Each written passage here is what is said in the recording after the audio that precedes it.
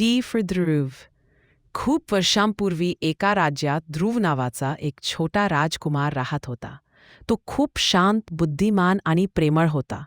ध्रुवला भगवान विष्णूची खूप भक्ती होती. पण राजमहालात त्याला सगळ्यांकडून प्रेम मिळत नसे. एके दिवशी ध्रुवने ठरवले की त्याने स्वतःला सिद्ध करायचे. तो दाट जंगलात गेला आणि तिथे बसून त्याने दिवसरात्र भगवान विष्णूचे ध्यान केले. खूप दिवसांच्या तपस्यानंतर भगवान विष्णू समोर प्रकट झाले. भगवान विष्णू म्हणाले, ध्रुवा, तुझ्या भक्तीने मी प्रसन्न झालो. तुला तुझ्या मेहनतीचे आणि श्रद्धेचे फळ मिळेल. भगवान विष्णूंनी ध्रुवला आकाशातील एक तेजस्वी तारा बनवले. आजही रात्रीच्या आकाशात चमकणारा ध्रुव तारा आपल्याला धैर्य, श्रद्धा आणि निश्चय यांची आठवण करून देतो. भावार्थ: धैर्य, श्रद्धा आणि सातत्य असेल तर काहीही शक्य आहे.